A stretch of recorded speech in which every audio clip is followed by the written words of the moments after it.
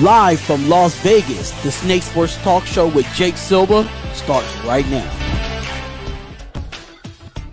Well, all right, ladies and gentlemen, what a fantastic yet super Saturday that we have amongst you this morning. This is the Snake Sports Talk Show, wherever and however you may be watching and listening. We are all over on all social media platforms, iHeartRadio, Facebook, YouTube, Twitter, Twitch, Instagram is where you can like, follow, and subscribe, and also on the Fox D network.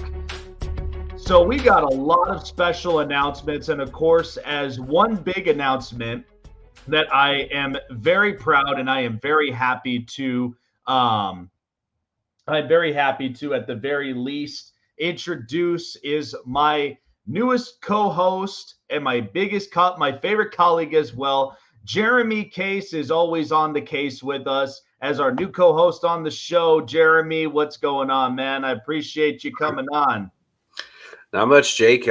Thank you for having me. I appreciate the opportunity to be your new co-host for the show. And yeah, man, let's get it. So those that don't know, Jeremy has always had his show, which was basically case by case, and he's big on Denver everything. So he's covered a lot of Denver Nuggets, Denver Broncos, Colorado Avalanche, and of course, not really big on the Colorado Rockies as much anymore, but on the San Francisco Giants. But nonetheless, he's very, very, very good, smart colleague of mine as well for a long time. So I've been very excited to starting the new year off and for us to basically taking this show to a new level. So it really does excite me a lot about what the new year is really going to look like for this show. And of course, for both of us as well. So this is going to be amazing and epic. So I cannot wait to see what this looks like for 2023. Absolutely. You can't wait for the college football playoff today. Both games are on tonight. So that'll be exciting to ring in the new year, give us something else to talk about. The stage for the national championship will be set tonight. Avalanche are doing okay right now. Broncos are in absolute turmoil.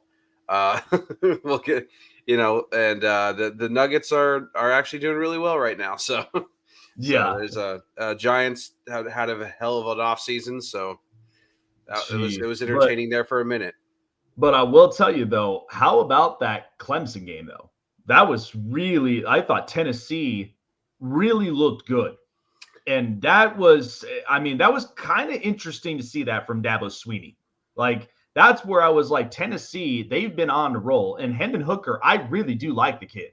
I think he's a really good, tough quarterback. But I am waiting to see how else Tennessee really does rebound themselves for next year. But the last bowl game that I watched right there, that was really, really good.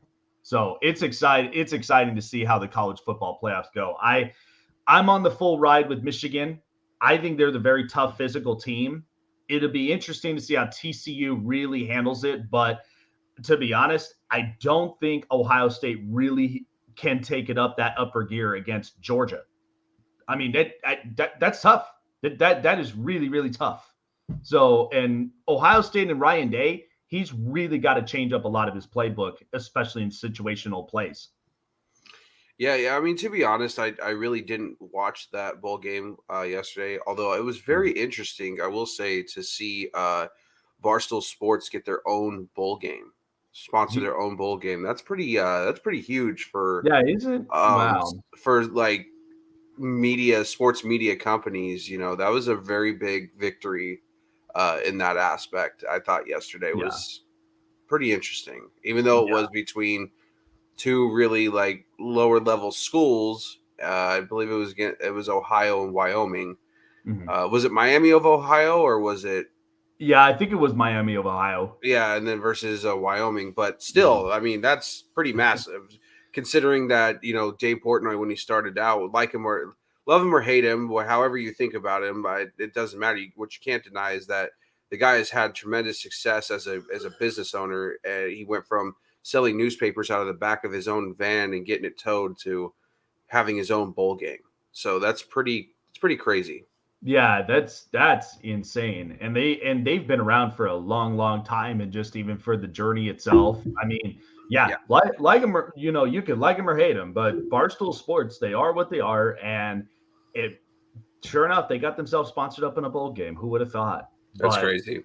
yeah, so we got a lot of stuff lined up. We got our prime predictions at the bottom half of the hour as well. We're excited for Doug Brooks of the Big Time Show joining us here in a couple of minutes. So I do want to start with this. So Derek Carr has been benched, and he's not going to end up showing up for the Raiders moving forward, which only tells you one thing: is that this future with the Raiders, it's over. And what I have said now for at least for the last couple of years, because Derek Carr, love him or hate him, he has taken a lot of the turmoils that the Raiders have instilled in this franchise and still have to this day. The Raiders have an awful lot of skeletons in their closet, and they have not been able to unload them for the last few years. I mean, date back to 2002, right? I mean, the fact of the matter is, they had their starting quarterback, Rich Gannon, at the time. And since then, they went into the Super Bowl in 2002 and lost to the Buccaneers in an embarrassing show. I mean, the Buccaneers had great defense. John Gruden ended up inheriting a Tony Dungy defense, and they just smacked them around left and right in that Super Bowl. We all remember it. But since 2002, I can name off several quarterbacks that the Raiders have gone through since Rich Gannon. I mean, to name off the top of my head, this is not the entirety of the list. But for my listeners, I apologize. But one of the things that I've seen from the Raiders, so the list here that I know off the top of my head, these were the quarterbacks that the Raiders had had. Matt Tuiasosopo. They also had Bruce Gradkowski, Jamarcus Russell, Andrew Walter, Matt McGloin, Dante Culpepper, Jason Campbell. The list entirely goes on until they found Derek Carr in 2014. And since 2014, do you know what the Raiders' ranked defense was? 32nd. He's had a horrible defense behind him since he's been in the league in 2014. And all of you want to blame Derek Carr. You want to make it easy enough to blame Derek Carr. That's fine. Go ahead and blame him. I mean, everybody does. I hear it all the time here in the Vegas Valley that everybody wants to blame Derek Carr. He's the reason for the Raiders' problems. I think that's more than that. You're talking about a poor owner in Mark Davis, which basically they've started up with a whole project with moving to Las Vegas after moving out of Oakland. They go and get themselves a stadium in Allegiant Stadium, which, by the way, is a beautiful stadium. I can't deny it. But there is so much entailed in this Raiders franchise than a lot of people know. And this is dating all the way back, even toward the Al Davis years. Because what was the biggest slogan that the Raiders fans and, of course, Raider players have always said to this day? Just win, baby. Every week, I'm always thinking it's just win, maybe.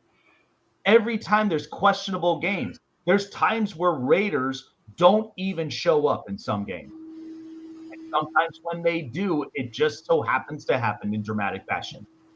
And let's also not forget that all of the draft picks from 2020, how's that working out? I got one of them who's obviously behind bars for murder. I've got one who got cut because of the fact of he showcased his gun on social media and threatened somebody with it. I've got one that's also dealing with the DUI, and the rest of them, they're not even retaining their fifth-year options. So they are taking a lot of these draft picks and they're throwing them away like it's nothing. And you blame Derek Carr for that? Do you also blame Derek Carr for the fact that you traded away Khalil Mack, a big-time outside linebacker and pass rusher who was big in the league, and you blame Carr for that? Do you blame Carr for trading away Amari Cooper to the Cowboys for all those draft picks? Do you blame Carr for that? My point I'm getting across is that every move that the Raiders have had have always been questionable. But yet Derek Carr apparently seems to be the Raiders scapegoat for everything. I mean, look at what this kid does. He's throwing about 4,000 passing yards. Do you know what his career passing yards is? 35,000. If he goes to a different team, I think there's chances he might end up going to the Jets. What did the Jets have? They have Robert Saleh, who is a defensive-minded coach, trusts his offense and his quarterback, and they've got a great defense amongst them. Sauce Gardner is an absolute home run steal for the Jets, and the defense has been playing ecstatic lately. So there's a lot of confidence there for Derek Carr, and he's got an offense in front of him with Garrett Wilson really popping, Elijah Moore. Imagine when Breece Hall is back from his ACL injury to next year, and the run game. He's going to have trustworthy pieces. The only thing they'd have to fix is they'd have to fix the other side of the offensive line. That's with Mekhi Becton in them. I don't know if they're going to pick him back up. They might end up going in and getting a different O-line. But the fact of the matter is, this is a team that's well ran and it's trustworthy, and it took a long time. And Joe Douglas has finally put the pieces together. All that they're looking for is a quarterback. Why not the New York Giants? Brian Daboll is a really good head coach, even if he's dealing with Daniel Jones. The fact is, they've got to get themselves more offensive weapons. They've also got to fix up a little more of those defenses. But Brian Daboll has been working his tail off to turning this big franchise around. I mean, it's New York. New York sports, it's tough. It's a big money market, but it's not something Derek Carr is not used to. So bringing in the veteran presence and, of course, the experience behind all of that can help Brian Daboll out. The other part, too, a lot of people have been talking about the Colts. But I think if you are the Colts, and the one thing that's tough about it, you've got to get more weapons. Michael Pittman can not only be your option at the wide receiver position, not to mention, too, guys have been hurt on defense. So, and I get it. You know, you got a great running back in Jonathan Taylor, but you're hoping you get the right head coach in the building, because as long as Jim Irsay is in his good moods, hopefully Indianapolis can turn the franchise around. People seem to forget that even with the turmoils with the Raiders, Derek Carr took this team last year to the playoffs. That's firing John Gruden after anti-Semitic, racist comments. That's also dealing with the Henry Ruggs situation, Damon Arnett, and several players. It's insane. And they managed to make the playoffs. And then by this year, in comes Josh McDaniels. Oh, and by the way, Shannon Sharp went off on this on Undisputed and mentioned about what Josh McDaniels and his history was. You want to know about his history? Look at his tenure in Denver. Everybody knows it. You look at it at the time with Tim Tebow and how he managed that offense. Yeah, you could be a great offensive coordinator and not be a great head coach in the long run. If you don't have Belichick and you don't have Tom Brady, what else do you really got? That's why I think for Josh McDaniels, he's not holding back up on this, but I thought I understood why they had to bench him because of injury reasons. They're going to be looking to get draft capital. They're looking to trade him away, but this is not exactly the way that you would have wanted to do it. And now you're having Devontae Adams have second thoughts of even joining the Raiders too. I told a lot of Raider fans, because anytime when they started talking about Derek Carr, I said, are you comfortable with finding your quarterback 20 quarterbacks later? Because we all saw this since 2003. It was not fun. By the way, you can even add Kerry Collins into the middle of that mix. I remember him playing in the silver and black too.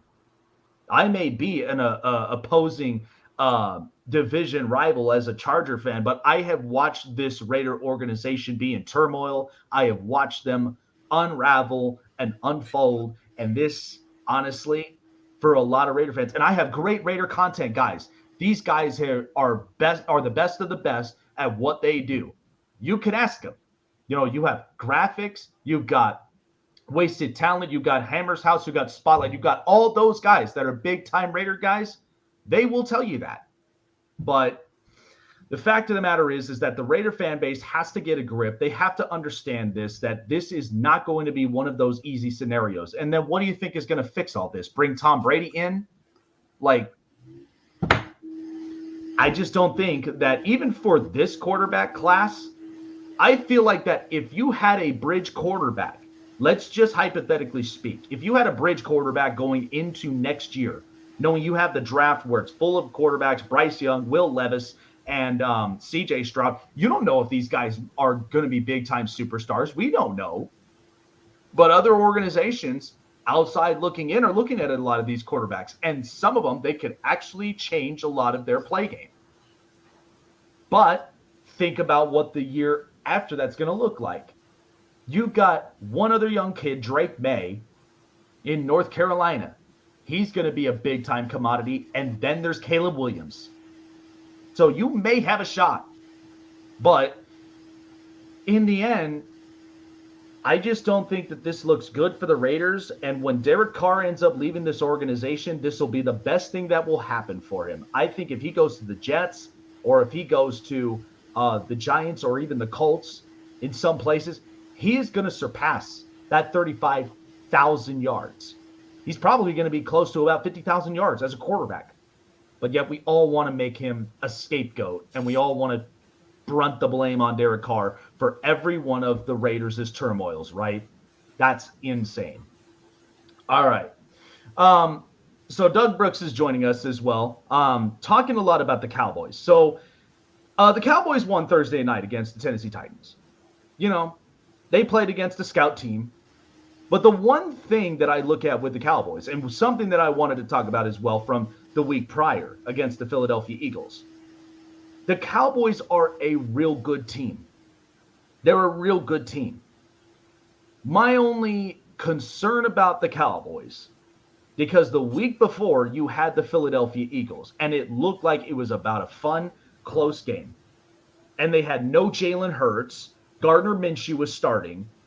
But the big thing I had was Gardner Minshew almost had 400 passing yards. How does that happen to a Dallas defense with a backup quarterback? My only concern about that, when you're starting the playoffs, you know who's smiling and who's looking at that. That's the young kid up in the Bay Area. That's Brock Purdy. He's like, Gardner Minshew got almost 400 passing yards? It seems to me it's not that hard to score up on Dallas.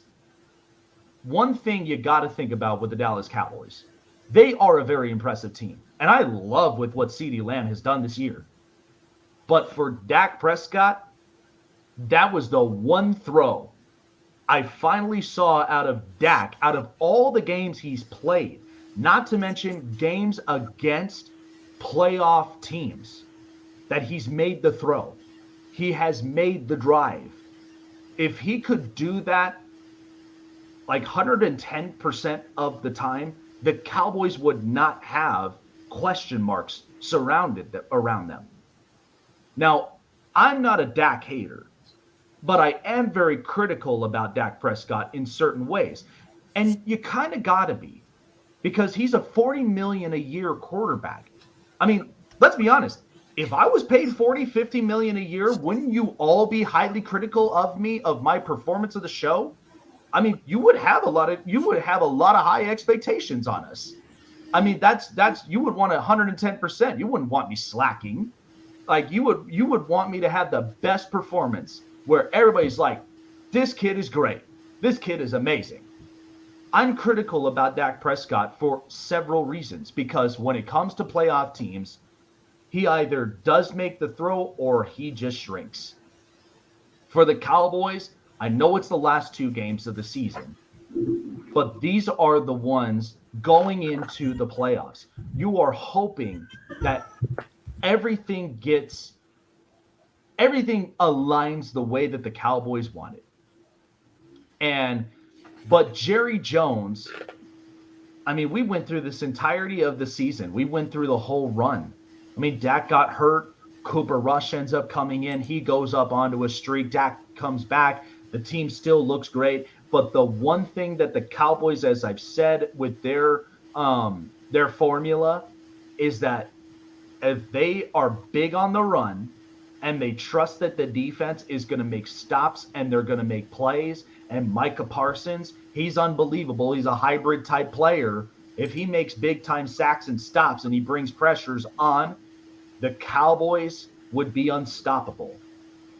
But the one big thing is, if you're trusting Dak Prescott to throw more than 40 passes in a game, Cowboys are not the same team.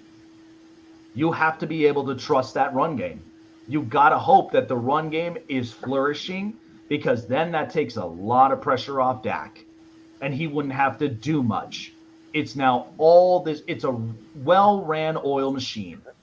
And if that machine ain't working and it's not exactly producing the way that it's supposed to, that is what draws problems.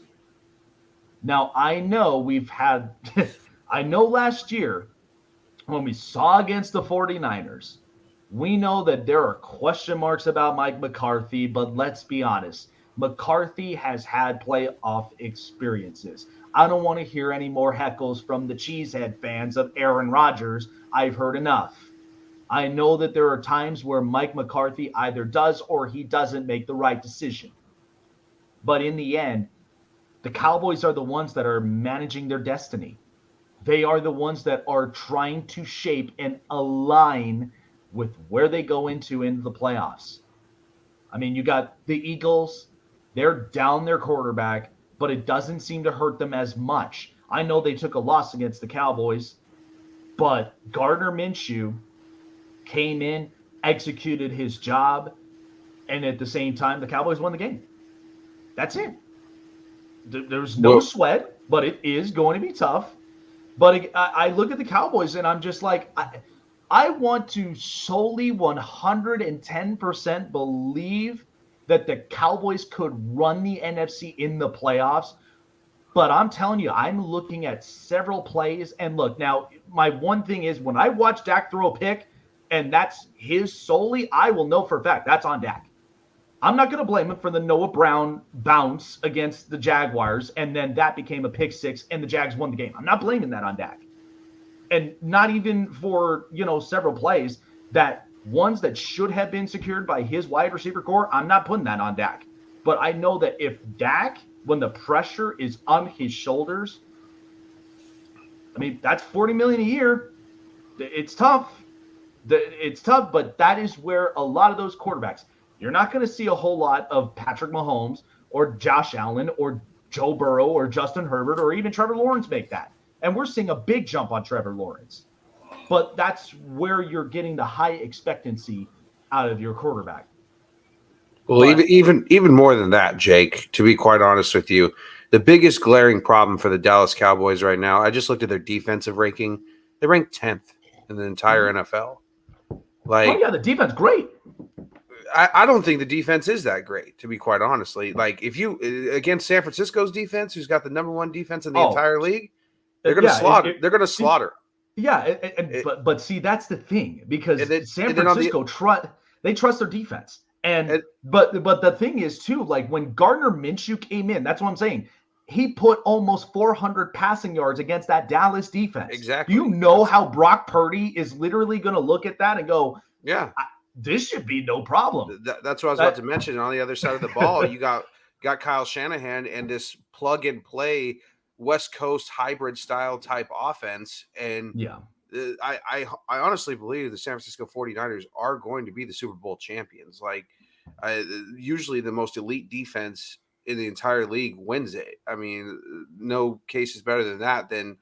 We've seen a few examples over the years of the 2000 Ravens, the 2015 Broncos, the 1970 Steelers, hell, even all those Super Bowls that the 49ers won, even the Cowboys won. It was because they had elite defensive players and a good defense. It wasn't necessarily because the offensive side of the ball. I honestly think like just Beantown Breakdown I just said right there is a fourth round pick and got $40 million and he hasn't won anything.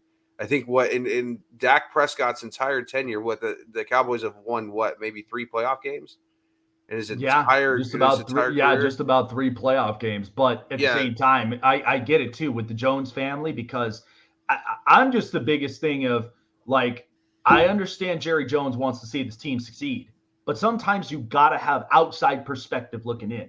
You can't just you can't just put it on a family trust. Like that's always been my big thing. But because again, I want to see the Cowboys succeed. I really do.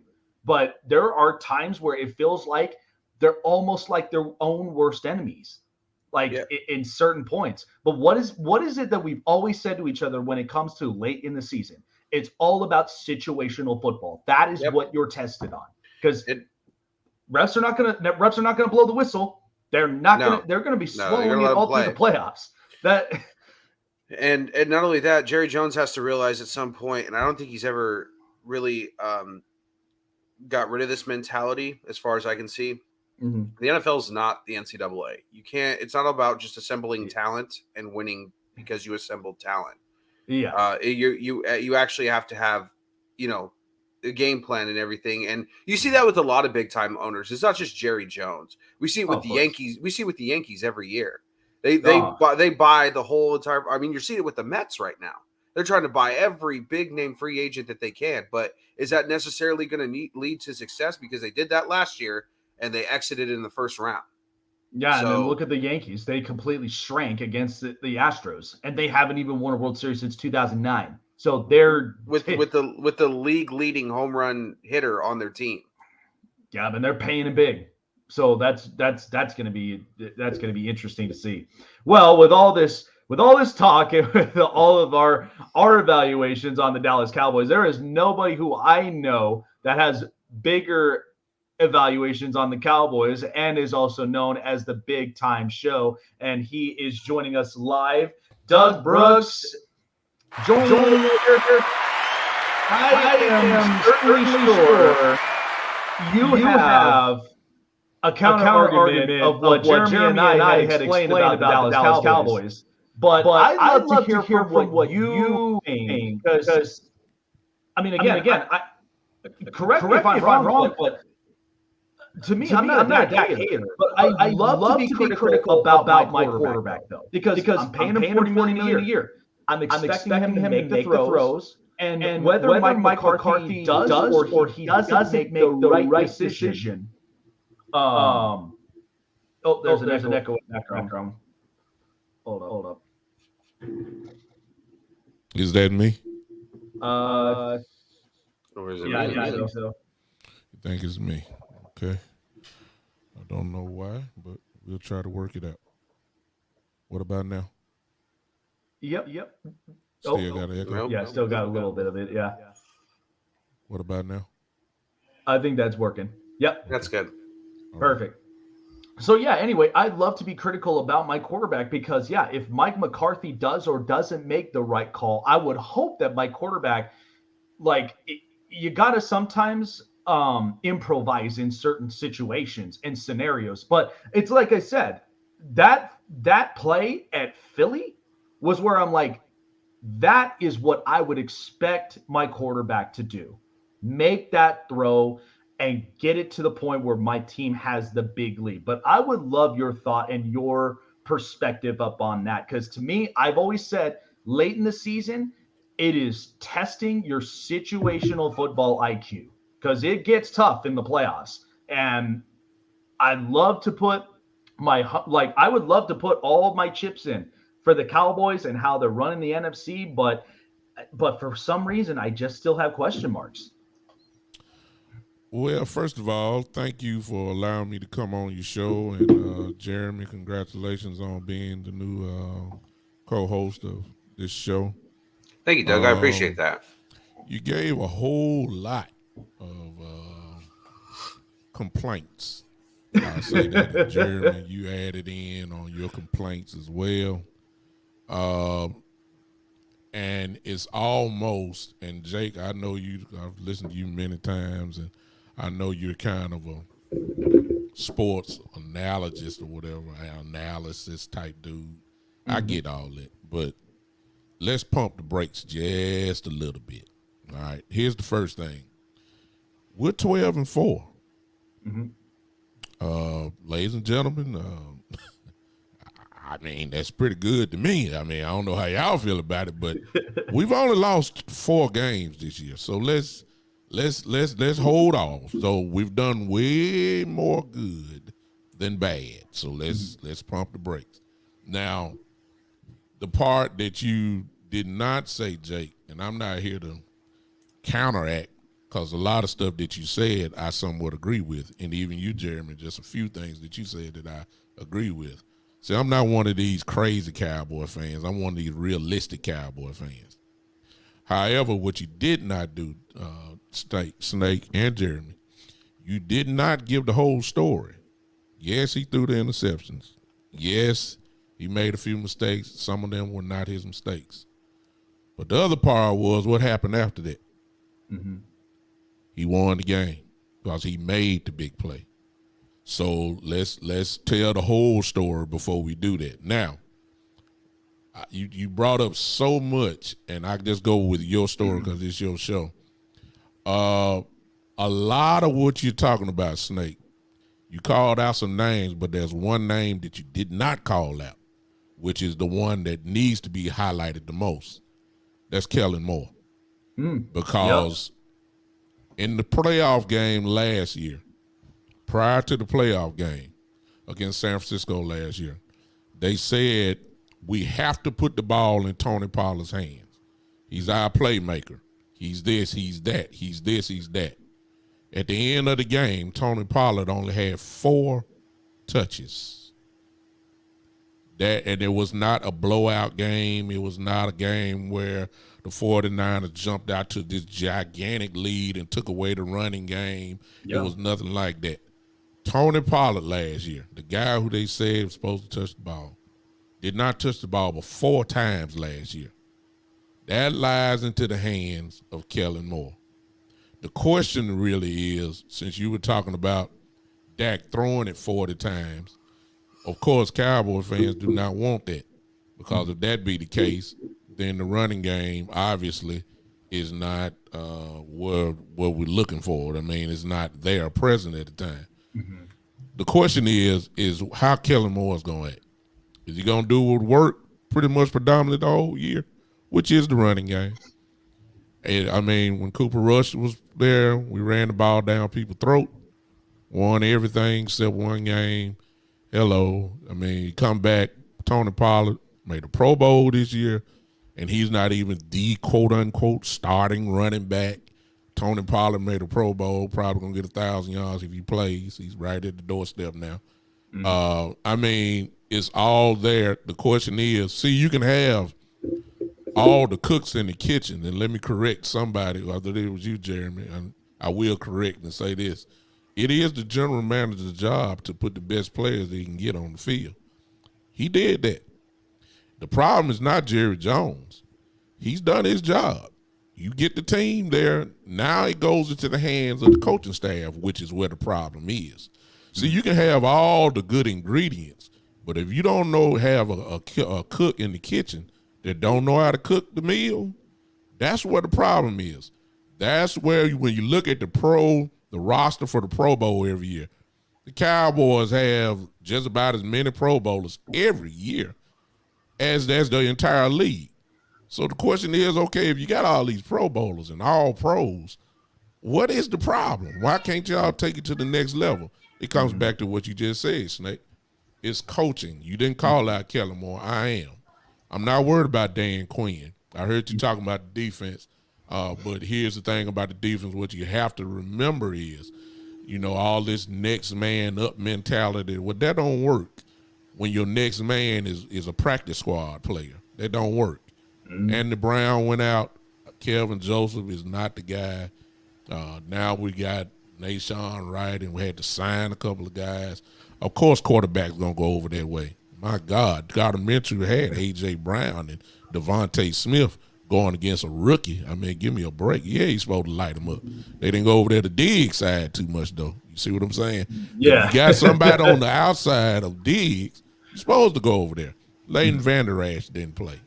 Leighton Vander Esch was out. Hankins, our big defensive tackle, was out.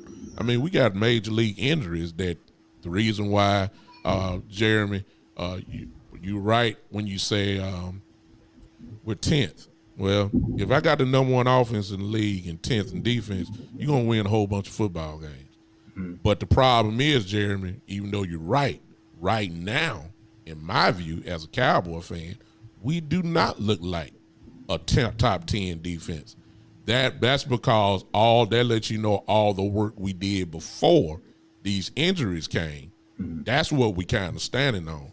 We're giving up a whole lot of yards right now. We're giving up a whole lot of points right now to teams that don't belong. And so I agree with you on that part, Jeremy. It's just that lets you know how good we were prior to a lot of these injuries. Now, we're supposed to be getting a few of these people back, and I think we're going to be all right. So, but I'm not saying Super Bowl because you got to keep in mind the Cowboy. Any other year, Snake, Jeremy, and I'll be through with this. Any other year, a 12-4 record would probably get you a number one seed, or at least low less than a number two. And I realize only one team that's going to get the bye. But it took a special year this year by Philadelphia to make us, with a 12-4 record, probably a fifth seed in the NFC. That's what's going to happen. We're going to be a fifth seeded team and probably have a better record, with the exception maybe of Minnesota. We're going to have a better record than every other division champ there. 12-4 usually wins your division in a normal year. I don't care what division you're in. So let's pump the brakes. The Cowboys, if you look at it, let me give you a record because see, people talk about the Cowboys like they 4-12. No, sir. No, ma'am. We're 12-4. The Cowboys in September, 2-1. 4-1 in October, 2-1 in November, 4-1 in December. I don't know what else. I mean, come on now. I take it any day of the week. Now, we can nitpick all we want, but the bottom line is, did you win? Style points count in BCS. The more you blow people out, then you get more rankings. But in NFL, all you got to do is win by 1 point. You move on. Yeah, and it's like we pointed out before. I mean, situational football is everything come this month of January, because by the time we get into Super Bowl weekend in February, that is where it's the end of the line. But it's all of what you do from January, and that's the biggest thing. And like my thought of it with the Cowboys is like, I know they're a very talented team. I think they got a lot of really good talented players, and Tony Pollard's had a really good year. I know from what I see, he's an explosive running back. He's a guy that is developed with speed. He's a guy that also, too, can at times be a power back. He can bust through defensive lines and can get himself more yards. It's questionable to see what the future really does look like with Zeke, but all of that will be explained, I'm sure, by the offseason and how they really handle that with the running back position. But when I look at Mike McCarthy, my big thing is because, that playoff game against San Francisco, you're right, because it did not look like a dominant game from San Francisco's end. They had some struggles. They had things that they were not they were not gelling. And Dallas was able to take advantage of that. And to that point where it was that close of a game, that's where I was like, somewhere in that situation just seemed off. And that was where, Kellen Moore, you're absolutely right. Seeing with his play calling as an offensive coordinator, you would expect that they would change up and adjust the playbook. They would adjust the situational play to where it would have worked on Dallas's end. Because I was expecting a throw. I was not expecting a run. I was like, okay, like you got the first down, but then time is now starting to expire, and I never understood that. But looking at that now, Dak I know is a good quarterback. Do I think he's like Mahomes or Allen? Probably not, but he is a quarterback of his own. He's one that you can, at the very least, give him to make the throw, but you can't overthrow him over 40 times. And Cowboy fans know that, because by the time it's 40, it's like you're overly relying on Dak, and that's where things start to fall apart. But you're right. It is on the run game. The run game has to produce. My He big needs to thing be is throwing the because ball, Jake, under 30 times. yeah. Yeah, at the very least, That's just the truth. 30 times. Like, yeah, that's perfect. Then it's like, okay, there's an equal balance. I like that. My big thing is because I'm very surprised at how the division really shaped because the Eagles are playing good, the Cowboys I know are playing good, but the Giants and Commanders, I mean, that's insane to me. Like, and I love Brian Dable out there in the Giants. I do think there's a lot of adjustments that need to be made with as far as player personnel, and I'm sure the Commanders are probably going to be changing a lot of things up. But looking at a lot of teams in the NFC, because I still think my tough teams are San Francisco, Philadelphia. Um, I'm a little bit questionable when it comes to Minnesota because there are times where I do trust their offense, and there are times where their defense just lets them down. So I'm like, I'm kind of curious because it almost seem like even where the Cowboys land. Um, my only fear is if they get to a point where they've got to literally play 3 games to win the Super Bowl, that's a tough task to ask. Am I right? You're absolutely 100% right. The Cowboys, as it's looking, as Philadelphia, all they have to do is win 1 game to shut this thing down. They'll be the #1 seed. You're going to have to go on the road. Even with your 12-4 record, it's obvious since we have a 2-game lead over the 6th seed, it's safe to say that the Cowboys are pretty much going to be locked in at the 5th seed, which means you're going to be playing the 4th seed. That looks to be the winner of tomorrow's game between Tampa and Carolina. Everybody probably is going to put their money on Tampa. And because it's just hard to bet against Brady. Everybody knows that. That means that the Cowboys would start it off in Tampa against Brady in the playoffs. That's dangerous. I don't care what, I don't care if his record is 9-6-10. I don't care. It's Brady. And because of that, it's respect. Now, if you ask me who's going to win, I'll say we should win. No question. But it's something about the playoffs. It's something about beating Brady that it's done took 20 years and folks still ain't figured it out. So if you're fortunate enough to get past that, probably it's either Frisco, if they, San Francisco, if they come through their wild card game, or Philadelphia, who will be waiting there. You're going to have to go on the road to get it done, bottom line. So the odds are stacked against you. But if we go to Minnesota, I even throw that in. Well, we all know what happened when we saw them earlier. The name that you did not call out, Snake, is you said the offense and defense, but you got to get a little bit more detailed with that. And that's one name. That's Kirk Cousins. We all know how Kirk Cousins is. We talking about Dak this way. We all know how Kirk Cousins is when the money is on the line. He does not show up.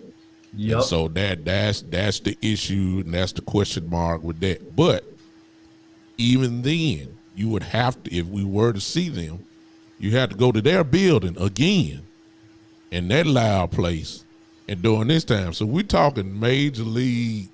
If you're going to get there, you're going to have to go through a real gauntlet to even get there. So the odds are stacked against us. That's why I say I'm really on a game by game, week by week, even next week with Washington. If Philadelphia wins, the game next week actually means nothing, to be honest with you. I think that we need to get our guys rested. Some guys, they shouldn't be playing the whole game, and just take it from there. So I'm taking it week by week. We got a lot of boogeyman's that we got to get rid of. Brady is one. Aaron Rodgers is another boogeyman for the Cowboys. Even though hopefully he don't show up. It'd be a shame if you get there. But everybody else, we got a monster in Frisco. The matchup, the thing about Philly is that we one up on each other. They beat us without Dak early in the year. We beat them without Jalen Hurts. So what everybody want to see now is, okay, now let's see what's going to happen if Jalen and Dak are playing at the same time. Now let's see what's going on. So, it's a lot of question marks, but the Cowboys we have the talent. The question is, can we put it together for about another month? And that's where Kellen Moore comes into play, and Quinn. And as you said before, situational football, because playoff games usually come down to the last 2 or 3 drives. And that's where Mike McCarthy has been getting questioned on this entire year. And I'll say this, Jake, and I'll shut it down. 12-4 last year for Mike McCarthy. 12-4 now, with a chance to even put another game up. That's 13-4. Usually a coach that wins like that, job is secure. I've been saying it all year long. Jerry Jones said it at the opening press conference. He expects a deep playoff run.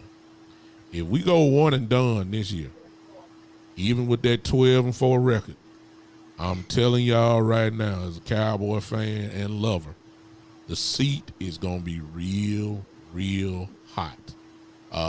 And there's a certain coach that's assembling a coaching staff together right now, and Sean Payton, who conveniently is probably going to wait this thing out just to see what Coach McCarthy is going to do, and then things might get just a little interesting, even though I don't think Sean's coming because he's going to want too much, and Jerry Jones is not going to give it to him.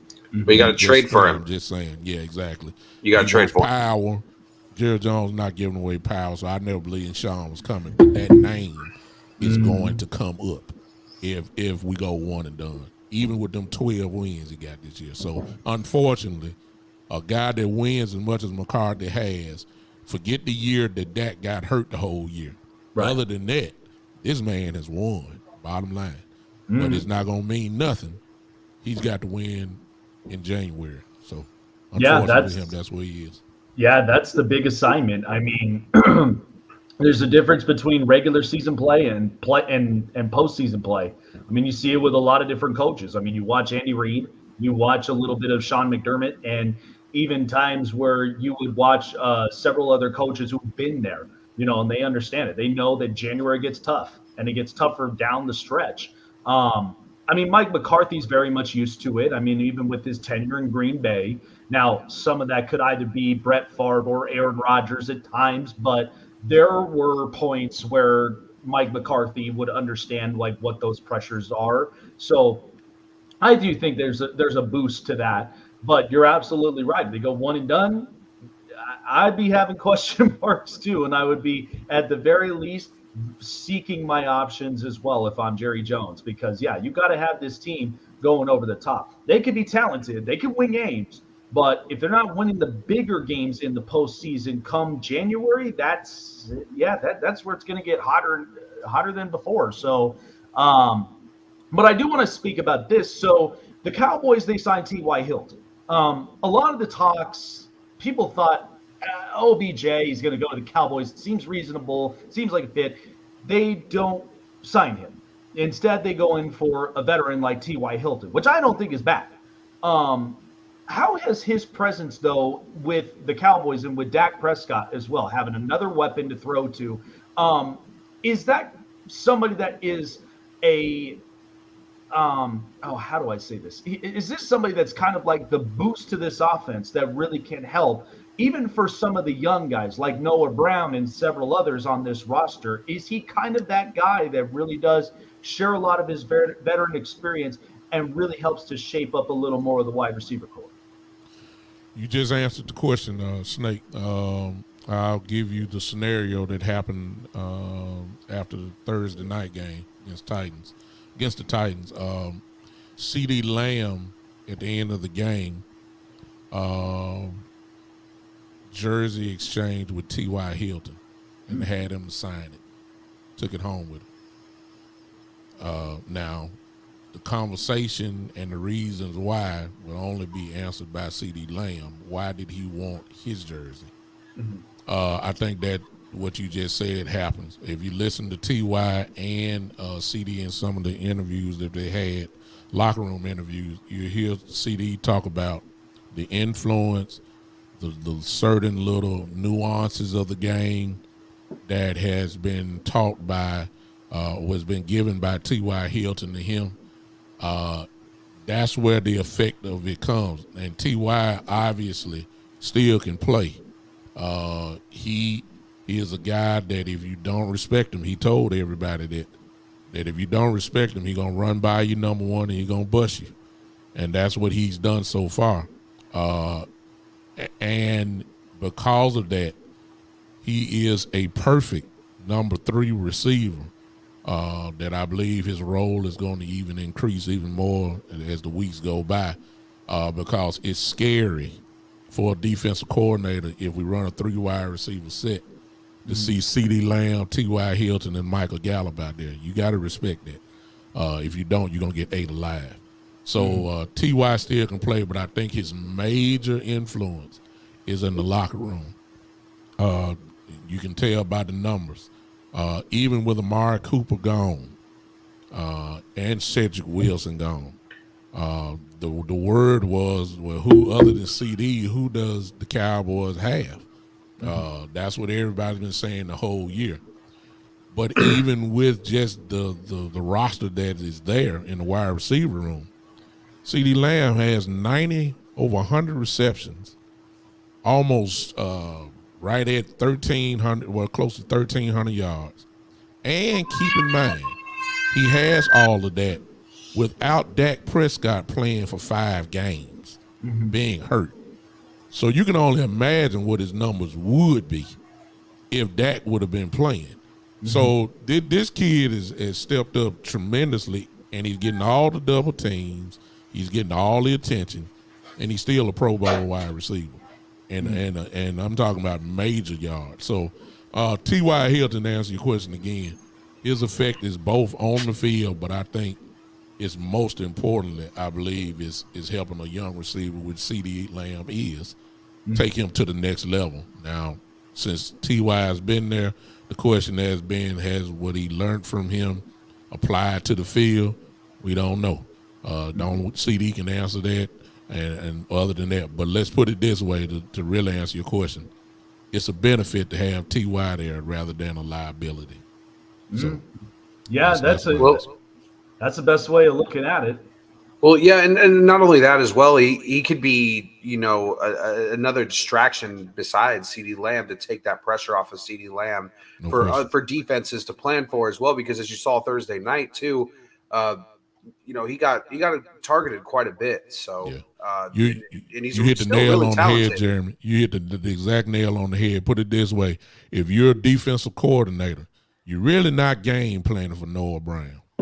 Yeah. But if you're a defensive coordinator, you are paying attention to T.Y. Hilton. So that's you're absolutely right on that. No, yeah, absolutely. Because I would rather be keeping my eyes on the veteran receiver, because even though that the youngster, I mean, there are times where he'll make plays and he'll benefit the offense for it. But looking at the veteran experience of it too, because he's been in the league, he's ran several different routes. Even with the tenure he's played with Andrew Luck in Indianapolis, he knows exactly the spots that he wants to be in when he's healthy. And that's where I think, that truthfully does benefit. And that is a good way of looking at it too, because I never really saw OBJ like really coming into Dallas at times. I felt like it was an option, but I don't think it was something that the Cowboys themselves, looking deeper into the picture, that was something they were going to be sold on.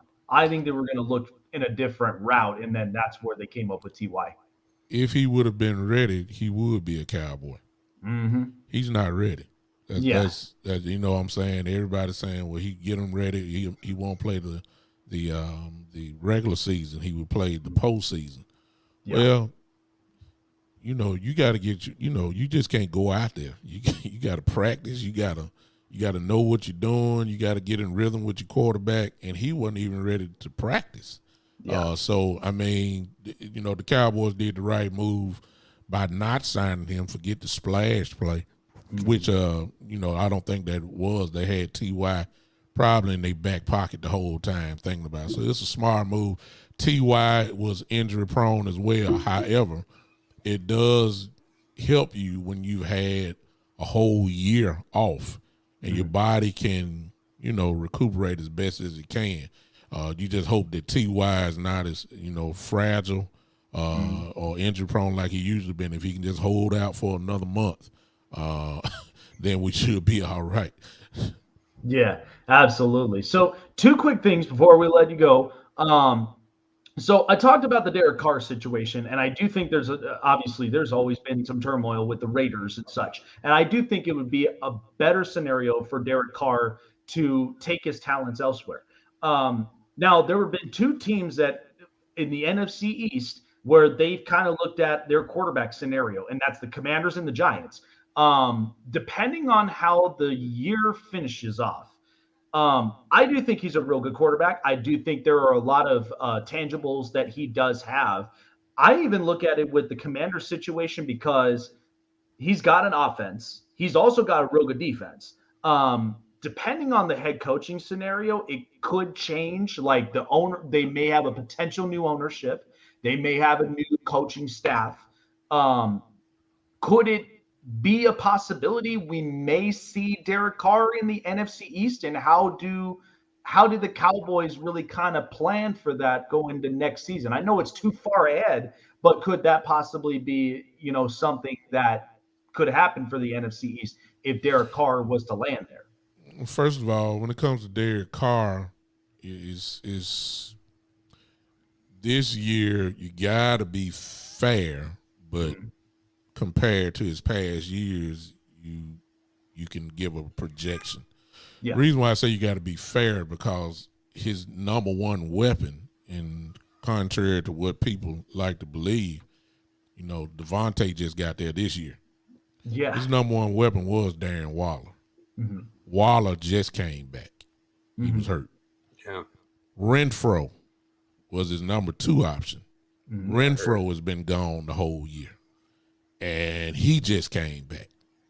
So it's kind of, you got to be fair. Like, can you really evaluate him, fairly when he doesn't have the horses to run the race? You see what I'm saying? Yeah. However, the balancing act is that when you look at his years past, we're running into the same record, the same result. The Raiders not making the playoffs. That's usually what the results are. And so you got to kind of question it. I think what it is that this is a case of Carr having huge expectations that are never met. And because they're not met, people kind of categorize him as, so I even heard some people call him trash. He's nowhere near trash. No. He's good. Yeah. The question is, what are your realistic expectations for him? And if he comes to the NFC East, I don't think that he's coming to the Giants because, I believe that the coach there is slightly believing in Daniel Jones. What we got to keep in mind about the Giants is if the Giants win tomorrow, they're in the playoffs. Yep. Nobody expected the Giants to be in the playoffs this year at all. So we got to give credit to Daniel Jones for real. I mean, who does he have at wide receiver? Kenny Galladay is nowhere to be found. They traded away Tory to the 49ers. Tony, I'm sorry, to the 49ers. Kadarius Tony. Who does he have? I mean, who is their tight end? Who is it? I don't know the name. So really the weapon that he only has is himself and Saquon offensively. Look what he's done. So are you really going to give up on, Daniel Jones without really, probably evaluating him? So I don't count that. Washington, however, if it was a team that, I guess they can come into the conversation, but then the question becomes, and I mean, are you gonna throw away Wentz like that? I mean, his money is there. I mean, the contract is there. I mean, are you gonna ship him off. I mean, what are you gonna do? And if you're trading him away, if you're trading that type of dude away, when I say Wentz, is the upgrade really Carr? I mean, how much of an upgrade? I mean, Carr probably is better, but I'm saying when you saying we're gonna throw you away, you better be bringing somebody in that's really up there. Oh man! So could you imagine let me throw this one in, Snake. Let me really give you a hot take. Well, I ain't gonna give it to you because I just thought about it. They're gonna franchise him. But here's the franchise. I don't know what the franchise numbers are for a quarterback. If you get it. But what if Lamar Jackson ended up in Washington? Man, the reason why I'm saying that is because I don't know what the franchise numbers are. And if Baltimore, common sense would tell you that if they're not going to sign him long term, you're going to franchise him. But what is that number? And if you're going to pay that number, then, which is highly unlikely because you didn't pay him now when you could maneuver the contract and all that kind of stuff. Right, winning 80% of your games. I mean, that's what I'm saying. So, I mean, what if Lamar's just this upset that it done took y'all 2 years to sign me when it was very easy, to do it? What if Lamar Jackson leaves or you say he ain't playing on no franchise tag or whatever and end up in Washington? That would be scary. Yeah. Scary Terry McLaurin, and you've got Logan a Thomas, running back by Antonio Gibson, Brian Robinson, and that defense who's been missing Chase Young all year, and they come back. That would look so good on that offense. All you'd have to literally focus on is that offensive line. That is literally all you'd have to do. I'm just throwing it out there as a bunch of what ifs and fantasy football type stuff, but I believe Lamar's that's why he's not playing. Right. Because he's ticked off. You see what I'm saying? And he's not going to risk his body. He got a PCL tear, and y'all haven't paid him. Why would he risk injury? And Baltimore he's got a league MVP on his belt. Come on, and they're still not paying him. Now that is worth getting rid of Wentz for.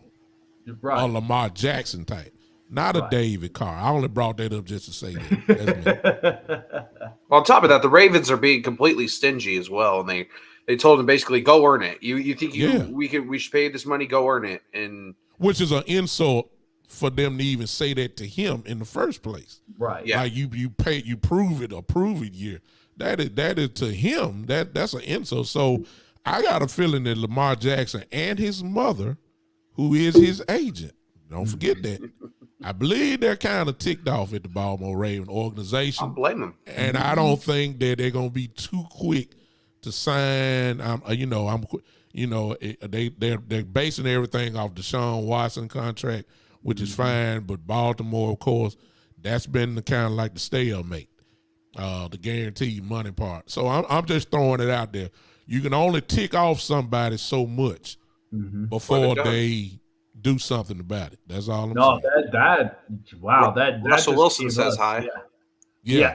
Russell Wilson. Yeah, exactly. There you go. See what I'm saying? Even though y'all stuck with Russell Wilson up there, so y'all through, you ain't going nowhere. But I'm saying that Lamar Jackson and his attitude is what's going to be kind of interesting to watch from now on. It's going to be interesting when he comes back for the playoff game with Baltimore. It's going to be interesting to see how his body language, how he talks, about that situation, because he can't be happy with the organization at all. Can't be.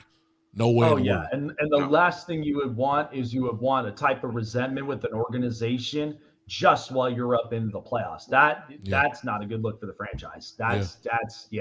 And the only reason why I said that is because, trust me, as much as Ron Rivera loved to run the ball, you can imagine him and Antonio Gibson in the zone read. That's scary. I mean, he did have Cam Newton as a runner. He did that. Love that. That's why. It's funny because I'd seen the narrative several times, like on social media. I was like, I don't know about that. And now explaining that kind of makes sense. That the wild card again is, you wouldn't sign him to make it, when it would have been convenient for the franchise. Right. But if you're going to pay him a franchise tag, you have crippled the team for the next year, because you can't go get no free agents to help them. They're missing a number one receiver. They still don't have one. All that. I mean, what can you do? You can't help them. And Washington seems right, because Terry McLaurin's already locked in. And I think they do have Cam Sims, who's another young wide receiver that also comes in. And you have Jahan Dotson, who looks real good. I can see that is a perfect landing spot for him if it happens. Now that would scare me to have him in my division for the next that's gotta be good for Washington fans, because they deserve that. Like they deserve like a different look of that culture too. Because I mean, how many years can we say that much we've watched Dan Snyder and we're just like, oh dear God, just that would be scary for me for the next 8 years or so in my division, to see him twice a year with that team, and that would be real scary for me. But hey, they would make it Beasts of the East, right? Yes. If they were to franchise tag him, they would have to pay him somewhere in the neighborhood of 46 to 50 million. See what I'm saying? So really, I mean, when you do that, what other options do you have? As far as the rest of the team goes, you just gonna have enough money to just sign your draft picks. I mean, that's it. So I mean, everybody's saying it might get done. They'll be smart if they do get it done. But I'm factoring in that he's very upset with the organization, and he's hurt by it. His body is hurt right now, and no quarterback don't want, with the way he plays ball. No quarterback don't want to get on the field risking, when I ain't got no contract, guaranteed money coming the following year. Yeah, I don't blame him at all. He put his heart and soul into that team for so many years, and gave that organization a face of the franchise. And I understand he had, was it John Harbaugh as his coach? Yeah, John Harbaugh was the coach. I get all that, but he still put all his heart and soul in that team. And the minute he asked them just for a nice, healthy, extended contract, they tell him no, essentially. Which let's throw that in, Jeremy, which they knew was coming. Yeah. They knew he was up. You know what I'm saying? After Deshaun got paid, after Dak got paid, after Josh Allen got paid, they already knew. You can only imagine too when Justin Herbert gets paid. Oh my God, we talking $50 million a year. When Joe Burrow gets paid, we talking $50 million a year. Talking north of that, Aaron Rodgers is already at $50 million a year now. We're going higher. So I mean, this thing ain't glowing. And Lamar Jackson, as you said, Snake, he's got credentials. He's an MVP. He's a Pro Bowler. He's all pro. And he's young. Let's throw that in. Got the stripes. Oh, yeah. I mean, so Baltimore done put themselves in the corner here. That's all I'm saying. Because I promise you, another organization will give it to them. You know what I'm saying? Yeah, absolutely. Without a doubt.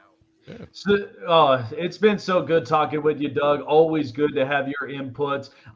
Real quick for all of our audiences, where can they find the Big Time Show and tune in? Ladies and gentlemen, it's very simple. Go to YouTube. Just search out, as you see right above me, the Big Time Show. Subscribe to that. You can find me on Facebook as well, the Big Time Show. If you want to follow me on Twitter, it's at Big Time Lou, L-O-U, at Big Time Lou. I'm everywhere, Spotify, iHeartRadio, all those different spots. I appreciate, Snake, you even thinking about me. You didn't have to.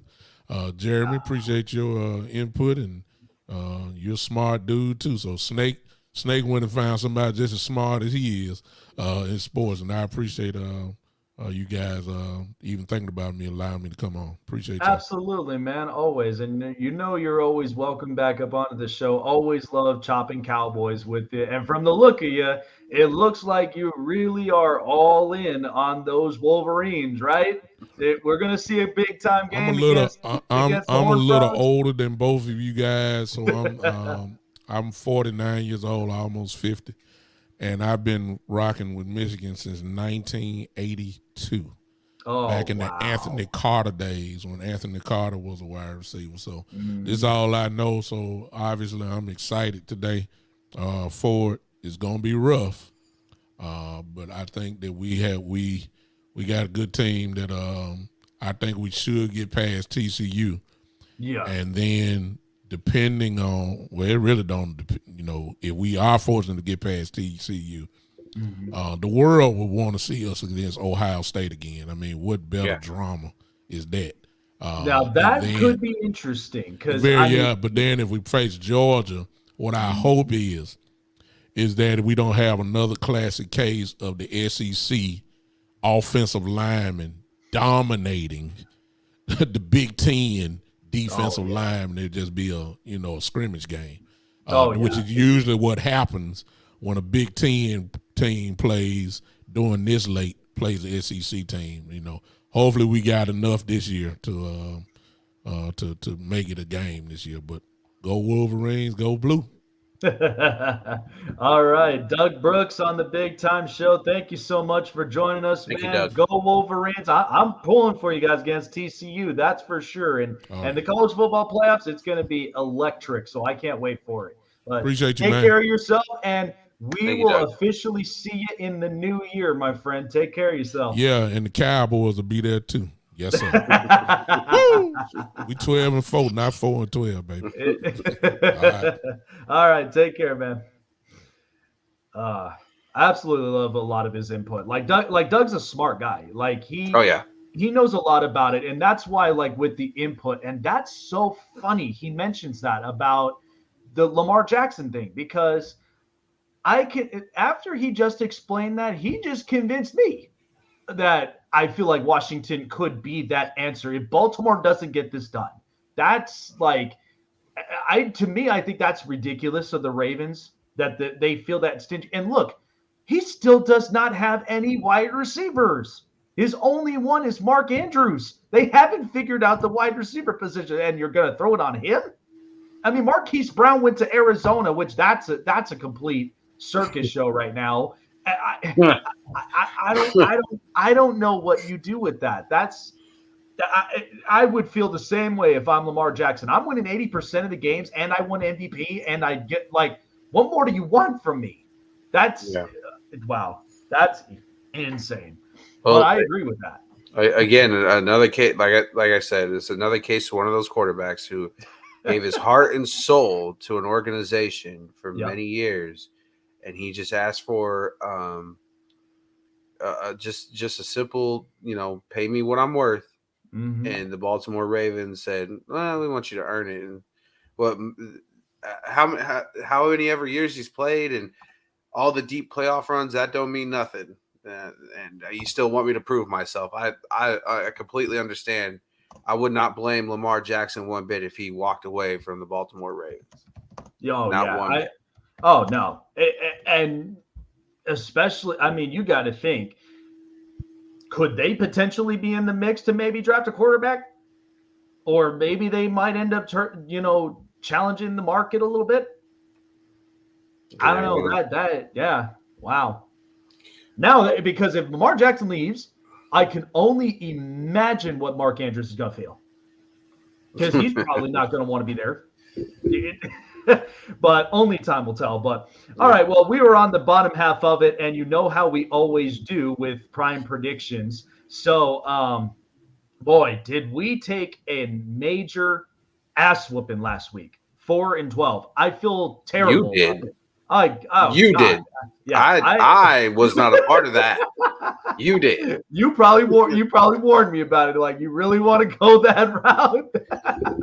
But hey, but you know what though? It's so tricky and it's so tough because it's all year long, we've had underdogs, like all year long, and hardly the favorites. Like if they're past 7 points, like it's hard to predict that. I will say that. I think this week it'll be better. I think this week will definitely rebound. So, you ready for these prime predictions, man? Let's do it. I'm really excited about these ones. So these are Jake's predictions, by the way. They're not mine.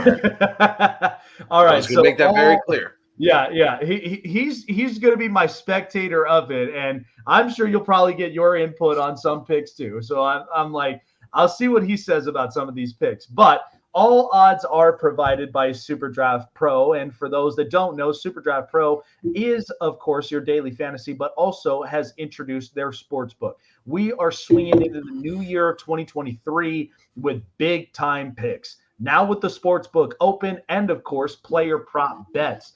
It's fantastic. It's a fun game as well. You make your player prop bets over unders of performances, plus daily fantasy lineups that you can put together on a weekly and day-to-day basis as well. So take a look at SuperDraft Pro. Link is in the bio and in the description.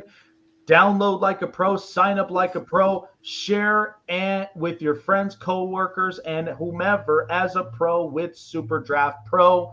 Get yourself signed up. Link is in the description.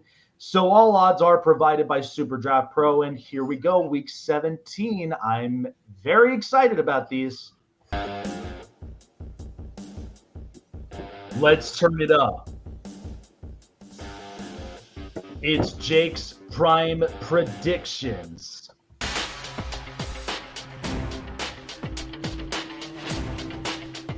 Cardinals at Falcons. I'm going to take the Atlanta Falcons -3.5.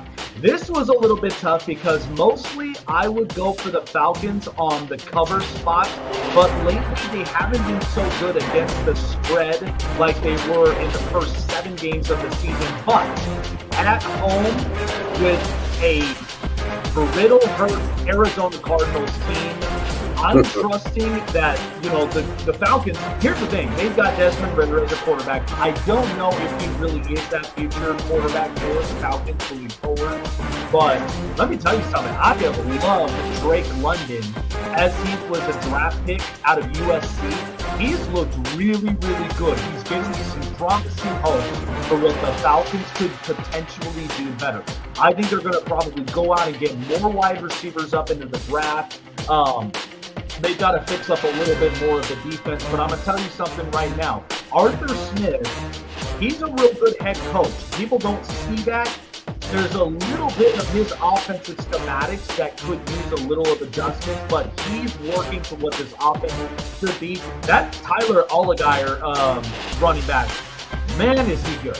I thought Cordero Patterson was going to run through it all throughout the year, but I don't know. I'm kind of leaning a little more toward Algier. I think he's a pretty good, decent running back. So I'm going to take the Falcons -3.5, and we'll give it a win at home 24-17 over the injury-brittle Cardinals. Bears at Lions. I'm going to take the Detroit Lions inside Ford Field against Justin Fields and the Chicago Bears.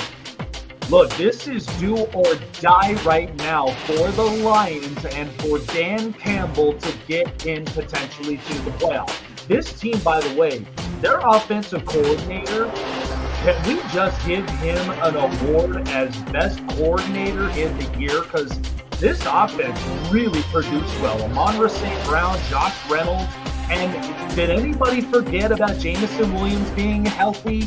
He's actually contributing a little bit too to the offense. Maybe not as much, but he's contributing. But the home record, this is why I said it is very difficult to move off a quarterback like Jared Goff, because at home, he's a comfortable quarterback. His quarterback rating is a lot better than a lot of people anticipate. So he's back at home. He's got a division rival in the Bears.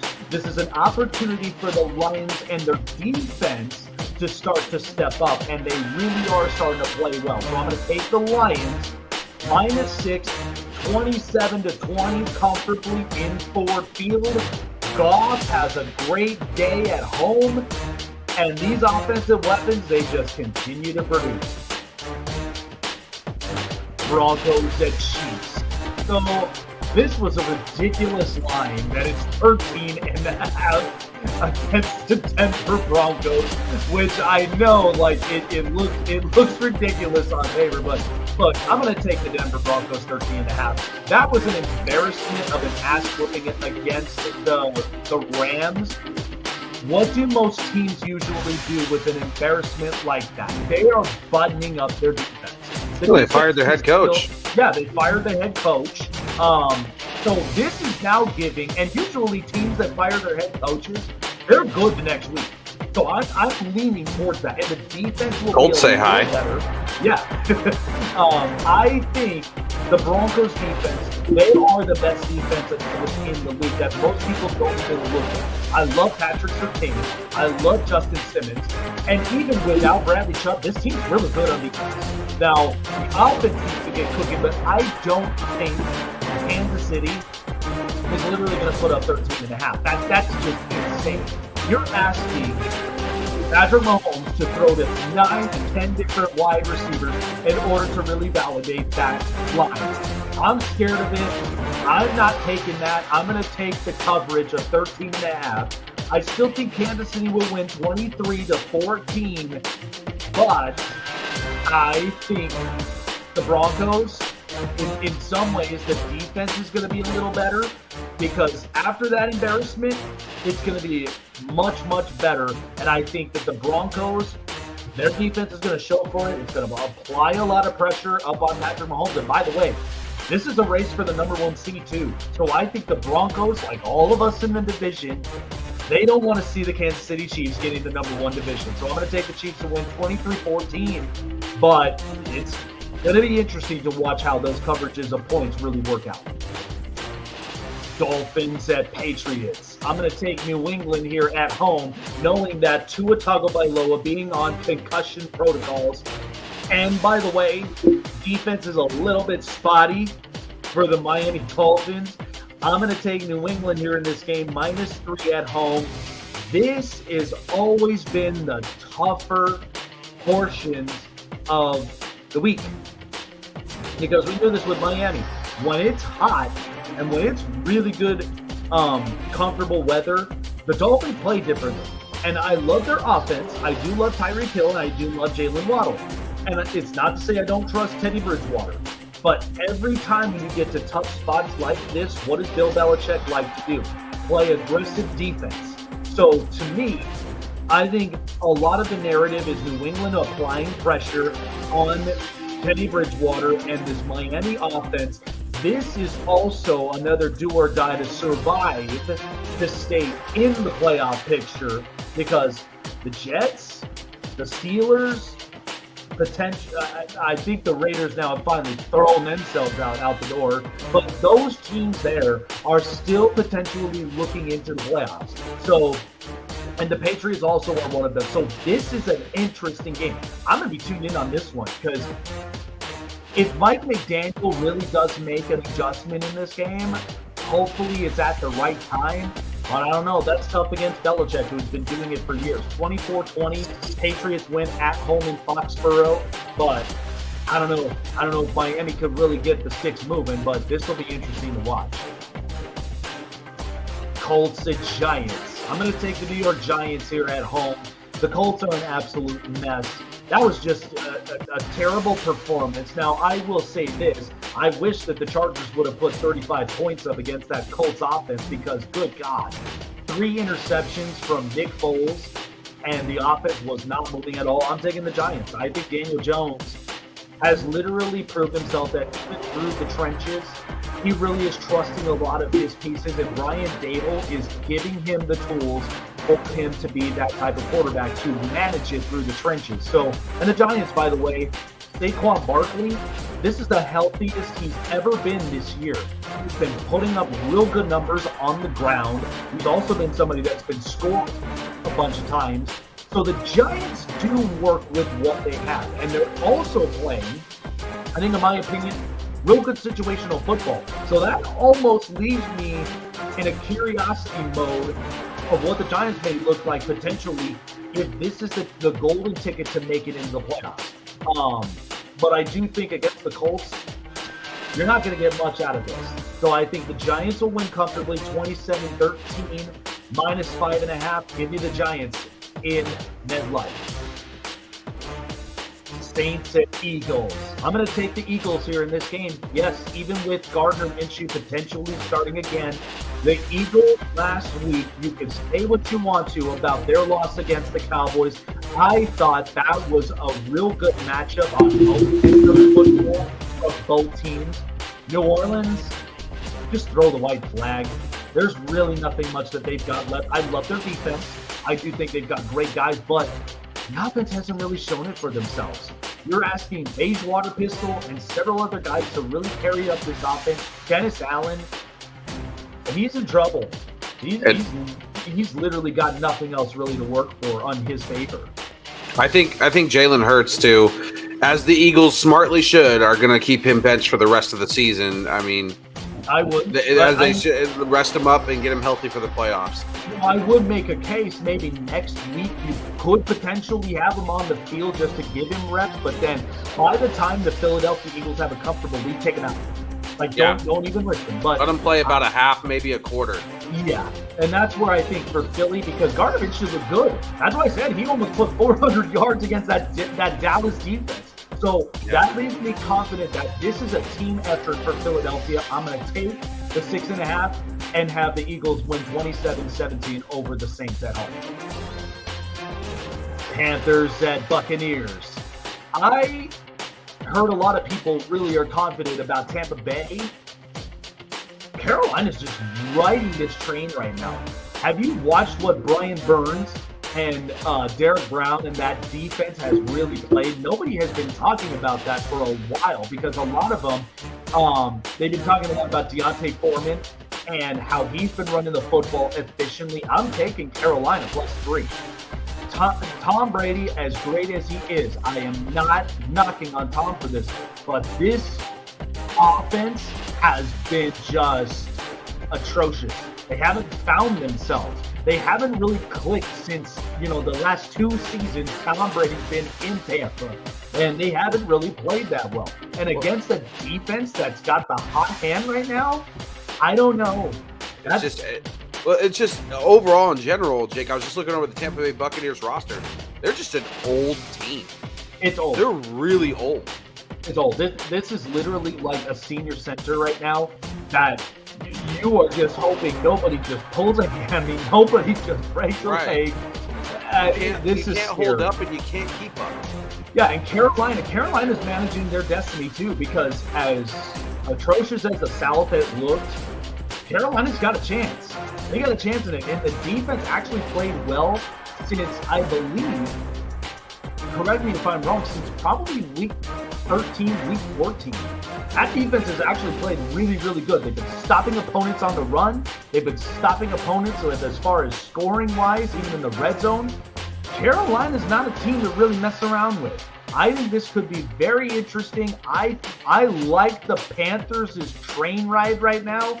I'm going to take them to win 23-20 to embarrass the Buccaneers. But, man, they could potentially grab that South if they really, really want it. I think they can. Browns and Commanders. I'm going to take the Cleveland Browns here in this game. Carson Wentz is back to starting. Washington, they're kind of like they're holding on to a thread right now.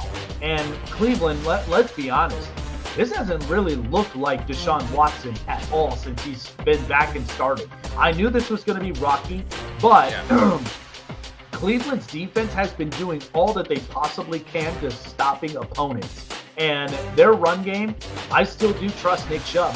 And this is where I think the Browns, in a potential matter like this, Washington, they have got to be coming out swinging because they cannot allow a guy like Nick Chubb to be running the football efficiently, let alone get offensive weapons open in order for Cleveland to really succeed through midfield, even through downfield passes. So I think Cleveland at this point is going to be a close game.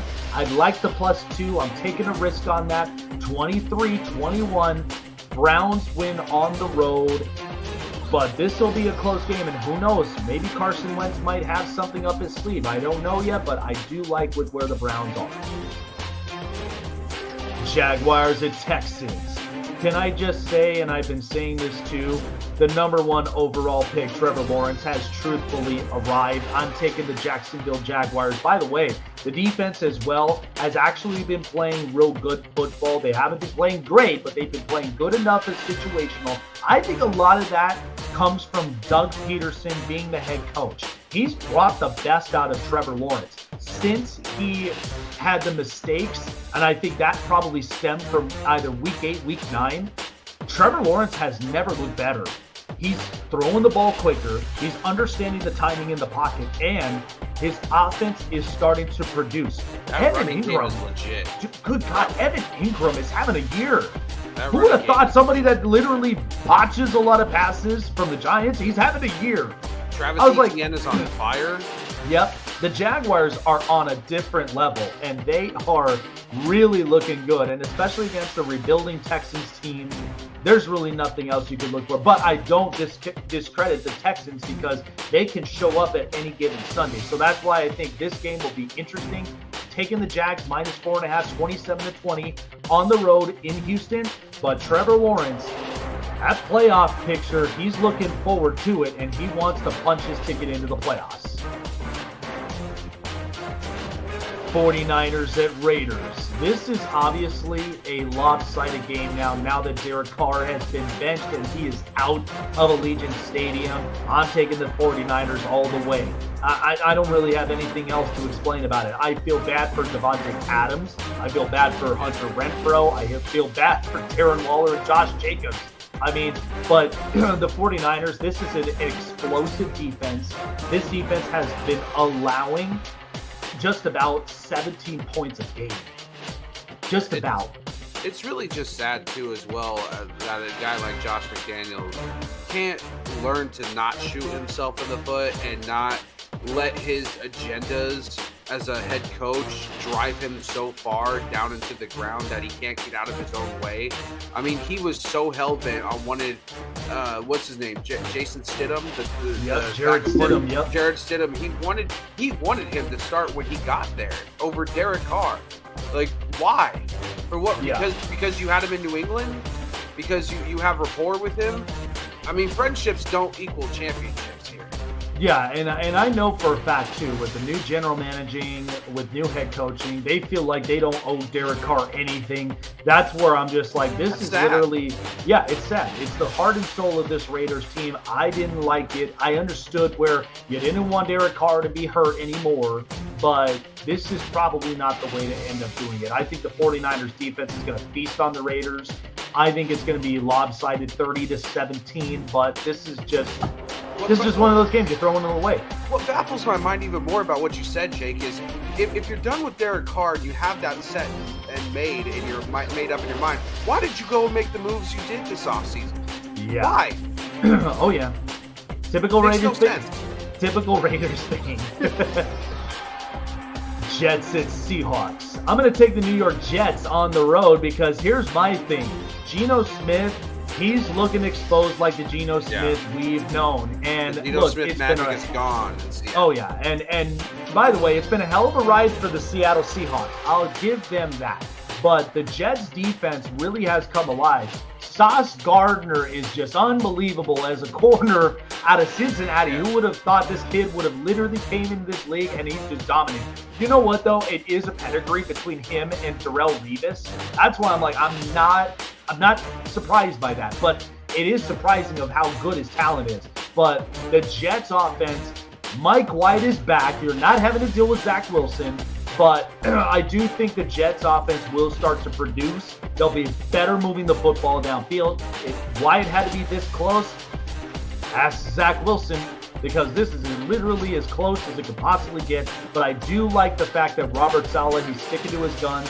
He can get this team hyped up. This looks a lot like a college atmosphere for the Jets. And I think right now with where Seattle is, they've been kind of cold. They haven't really been playing good football as of lately, and especially against this defense. I don't expect Geno Smith to really have a game. They're looking more to that. They're looking more forward to that number 3 pick than they are this game. Pretty much. So I'm going to take the Jets to win 24-20, and I do think Mike White does come back in beautiful fashion, but let's just make sure those ribs are in good shape. Vikings at Packers. People keep thinking the Packers have this game in the bag. Did you forget what week 1 looked like against the Vikings?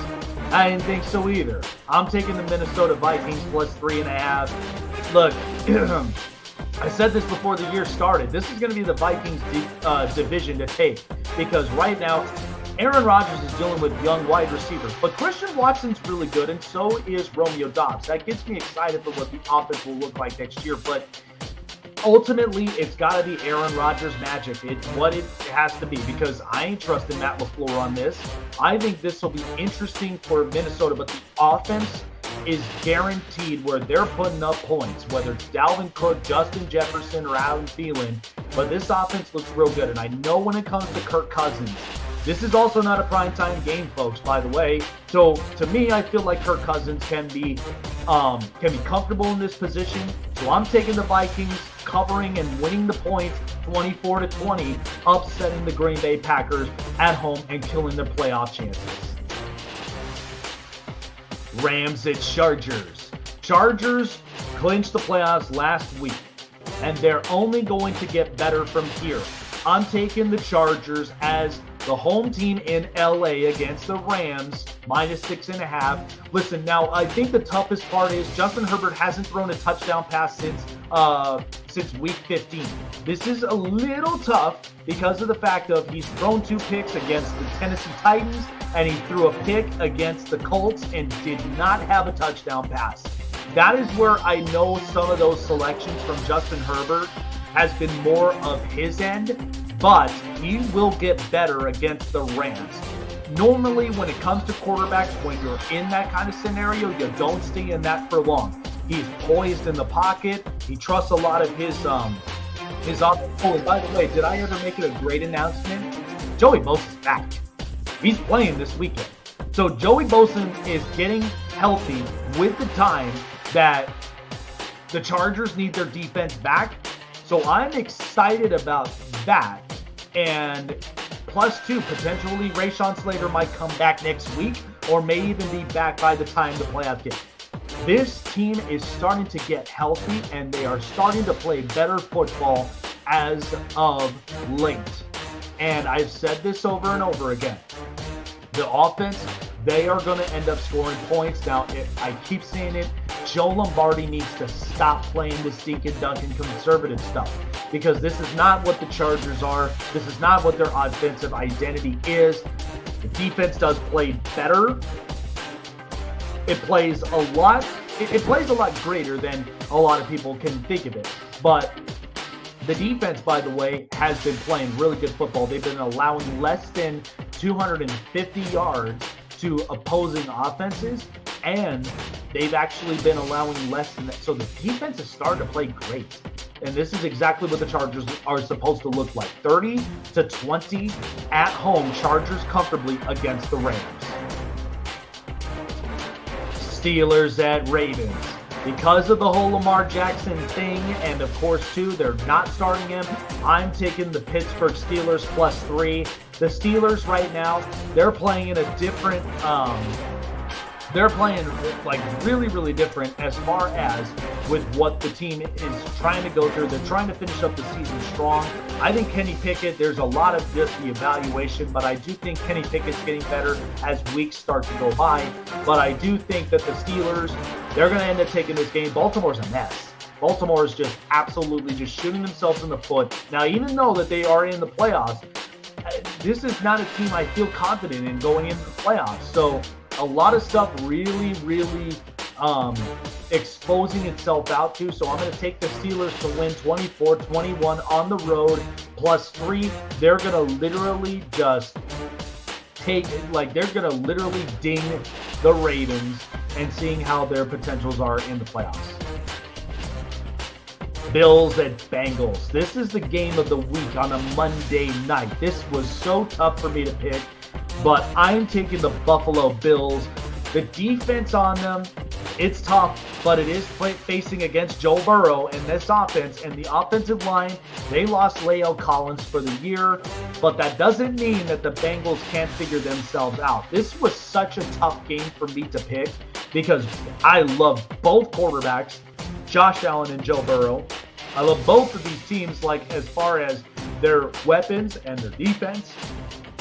So I'm expecting this will be a great game, but I think Buffalo on the road, they may come out up on top. And I do think that with Sean McDermott and his defensive line and his skills could end up boosting a lot more of the defense. I know that they've been dealing with injuries, but this is something situational football really, really matters. I'm going to take the Buffalo Bills to win over Cincinnati, 27-24.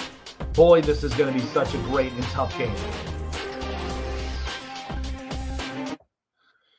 Whew, so there you have it on Prime Predictions. So that's exactly with what I'm going with. I'm excited for all these picks. Falcons, Lions, Broncos, Patriots, Giants, Eagles, Panthers, Browns, Jags, Niners, Jets, Vikings, Chargers, Steelers, and Bills. Boy, I mean, the Prime Predictions, even if with a bumpy week like last week was, it's still like it's been really good. We haven't really had a whole lot of bad weeks. So last week was just a bummer. But next week will be the last week that we have as far as the regular season goes with Prime Predictions. So I'm going to put all my chips in up on that and seeing how the rest of the year will really, really pan out. So, all right, folks. Well, that's going to do it for us. I know Jeremy, he had ended up cutting out. The internet started to cut out up on him, but I'm excited to have Jeremy back up on the show with us. And of course, being our new co-host, there's so much that's in store for this show. And 2023 is definitely going to be our year to take off. Lots of different changes just like this. And especially too with how the year starts up, it's going to be exciting stuff. So I hope all of you guys on this New Year's Eve edition of the Snake Sports Talk Show, you guys have a great new year.